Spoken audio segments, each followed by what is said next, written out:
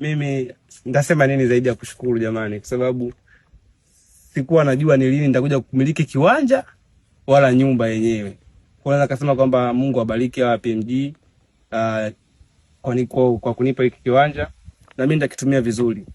Nitajenga hapa nyumba za kupangisha, lakini marufuku sana kutumia jiko la mkaa sababu mtaharibu singboard, sijui wanaita. Kwa hiyo mimi nashukuru sana jamani PMG. Mungu akubariki sana brother. Karibu sana. Na mimi nitafanya kazi, si ndio? Yaani msinipe tu kiwanja, mnipe na ubalozi sasa. Ushaupata. Si ndio? Tangaza watu wajue sasa kwamba mnahusika na nini, mnafanya nini, si ndio? Sawa sawa. Majebu, sogea kwa hapo mbele. Wewe umejenga? Unafanya nini yote huu?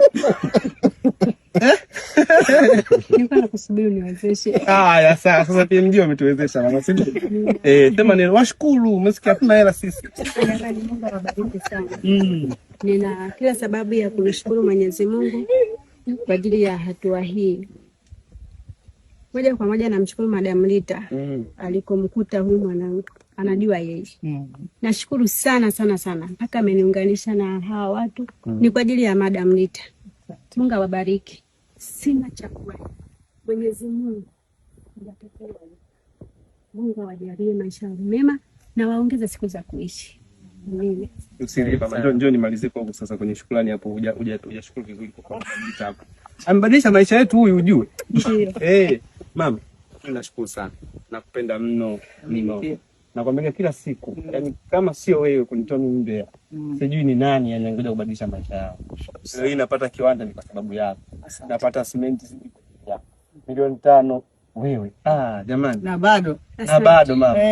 Ukifanya vizuri, ukishika taji lako vizuri, ndio utafika mbali. Mungu akubariki. Na pia tunatoa shukrani na heshima. Jua kutambua kutokea watu kama hawa. Sio kuja kufanya hivi.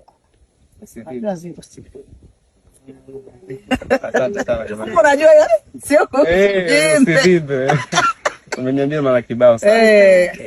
Asante sana jamani. Asanteni jamani sana sana sana.